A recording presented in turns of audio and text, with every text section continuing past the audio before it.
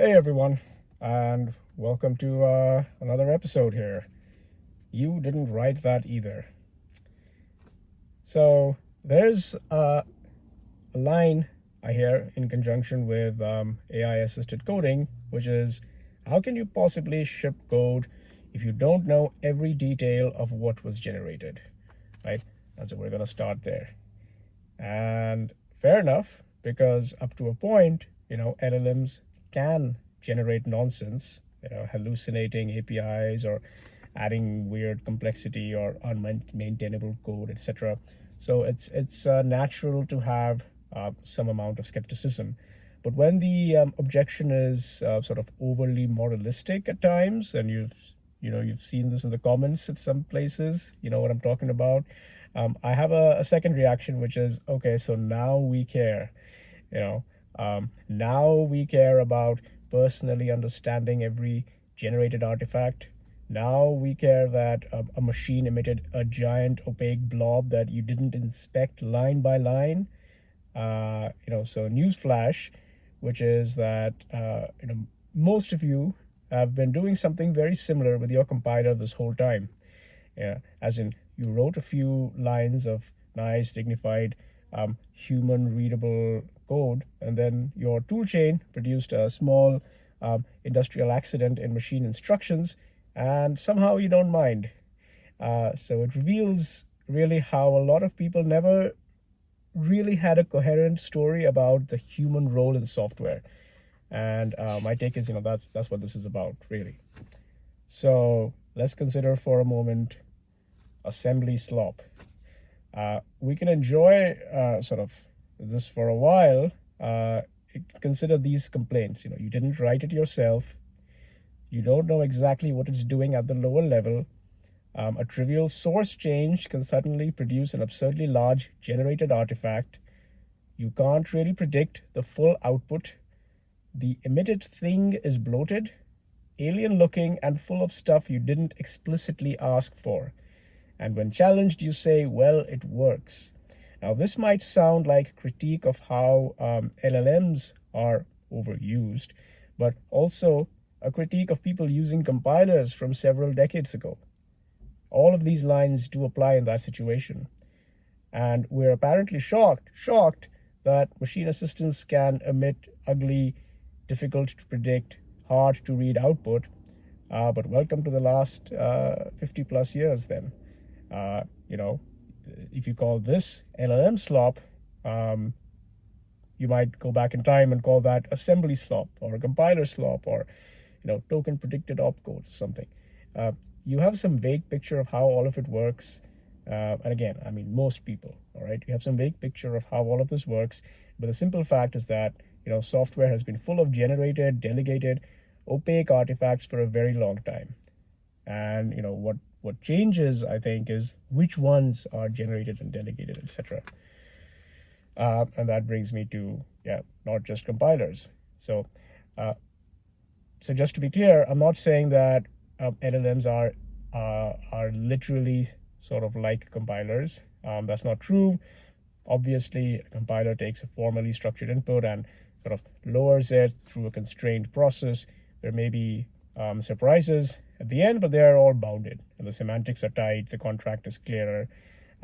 Whereas with LLMs, the uncertainty begins earlier and higher. And the question isn't just how was my program transformed, but rather, was my intent understood? Were there sort of incorrect assumptions made? Did it solve the wrong problem elegantly, etc.? So no, this is definitely not about LLMs being literally like compilers, but similar to them.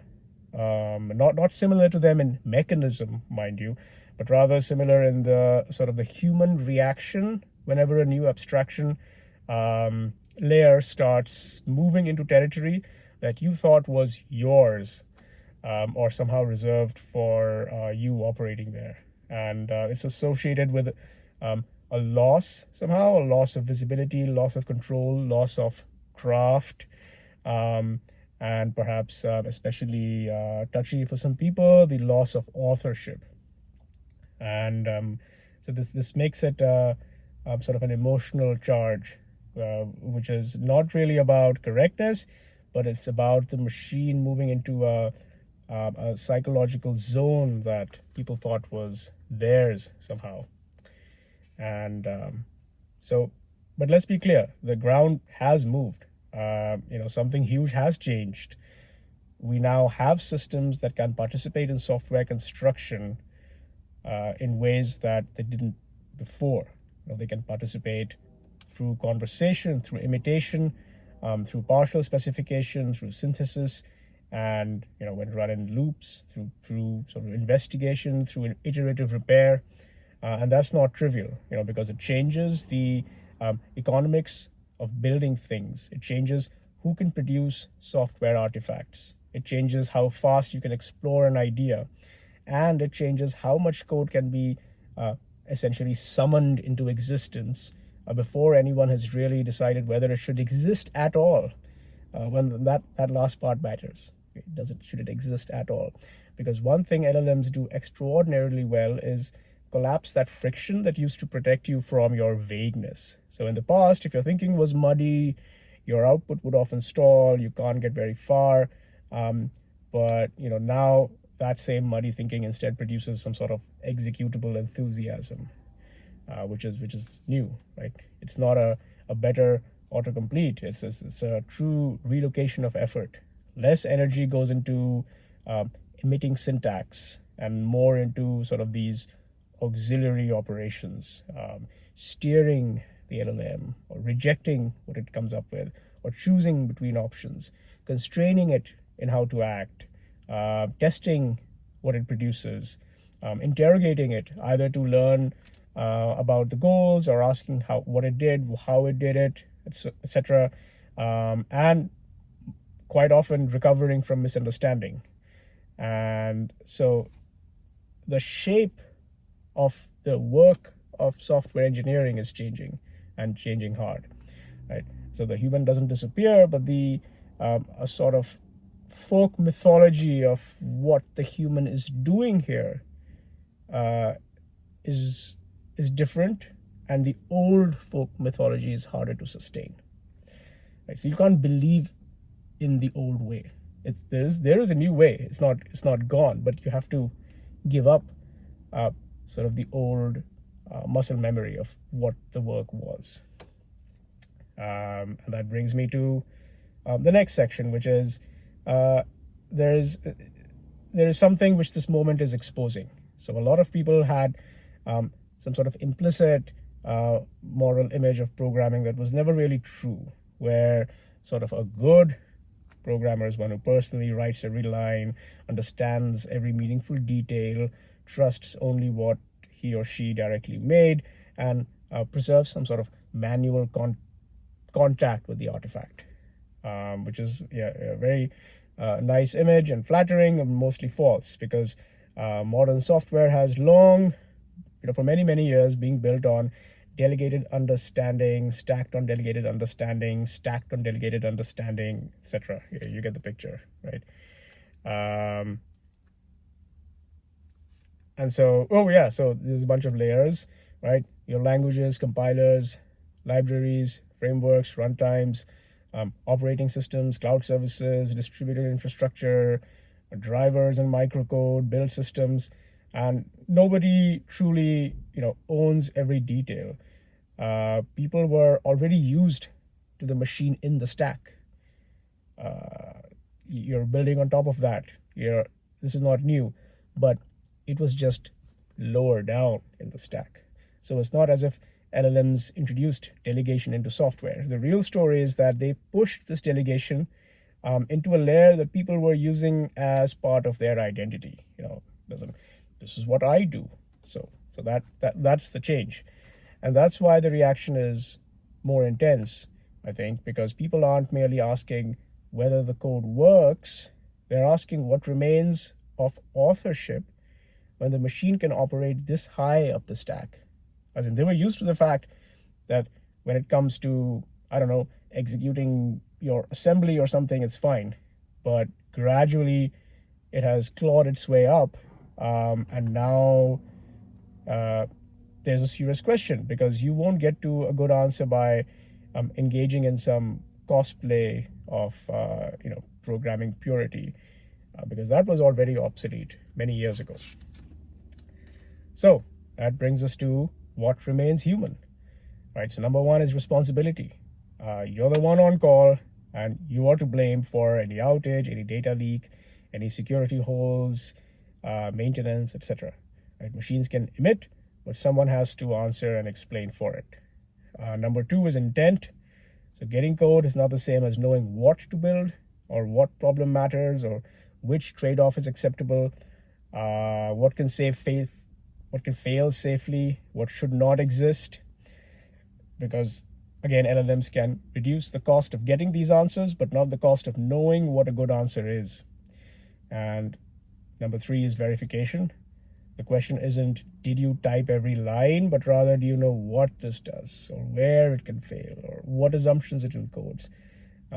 This was true, or rather, this distinction, was true even when we're talking about the compilers beginning to emit assembly.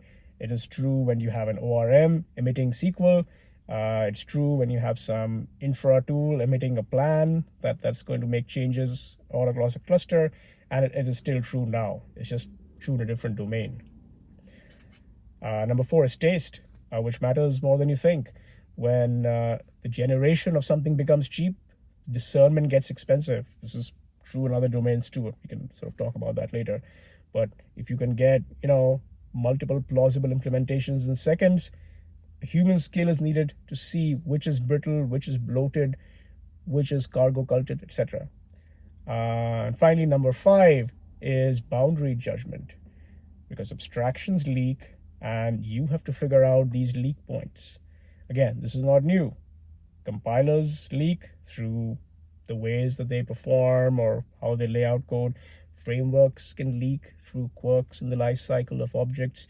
Distributed systems can leak through weird failure modes, right? And LLMs also leak through hallucination, overgeneralization, and other forms of seductive nonsense. So you can't reject abstraction, you can't worship abstraction, but you need to judge where the abstraction should lie. Moving on to what the real danger here is. The worrying part is, or the problem is not that people will use generating code. That is sort of already happening and will only increase. But rather, the danger is that LLMs will make it possible to delegate this generation much faster or much further than you can really afford in terms of delegating your judgment.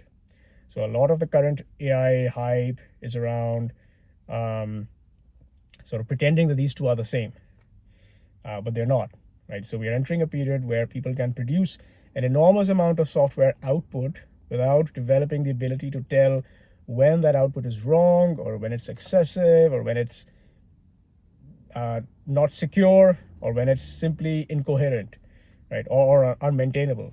And the problem, to put it differently, is that the machine can now give your mediocre understanding a sensation of competence, because you have this misspecified or badly organized thoughts in a spec, but it'll still produce something, right? And this will show up somehow. It'll show up as tech debt, as bugs, security failures, unmaintainable systems. That can still happen. That will still happen, right? So you can drown. You can drown in this generated abundance if you don't know how to discern or evaluate it. Right? So, moving on to the next section, which is now that we've looked at this, what does maturity around abstraction look like?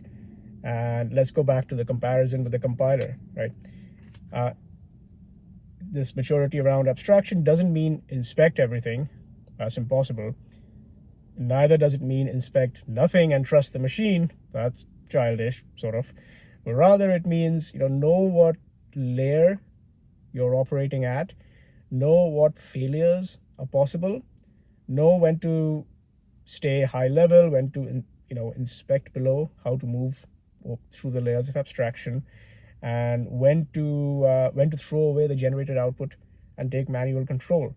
Again, to draw an analogy with the compiler state, there are moments, or there used to be, when you might, for a certain section, write your inline ASM or things like that. So there's always some analogy to be drawn with how to define a section where you want to take over manual control in terms of specifying what is going on, right? And there's some notion of an equilibrium here, and this equilibrium was reached with compilers, with frameworks, with cloud infrastructure, and some equivalent of this equilibrium will likely be eventually true for LLMs also. So not blind trust, not refusal, but some wider delegation and acceptance of the need for human judgment. So let's wrap. The landscape has changed, and it has changed utterly. LLMs are not just another tool that change the that they're not another tool that we have used in the past, but because they change the location of the effort, they change the speed of synthesis, they change who gets to participate, they change what it feels like to generate software, but they don't sort of abolish the human role. I would say they only reveal it. They get rid of a bunch of BS around in terms of process or unnecessary verbose stuff that people were used to. They cut through that and they reveal that the human role was not just typing syntax into a void. I'm sorry if you associated your identity with a careful and thorough knowledge of syntax and nothing else, but that's not what it was meant to be about. So it was not just typing syntax into a void, but always about the harder thing, which is deciding what should exist, setting the constraints for it, detecting nonsense, and preserving coherence and intent, right? And finally owning the consequences. So to link back to the title, you didn't write that either, but you're still responsible for it. So yeah, that's what I have. Until next time, stay tuned.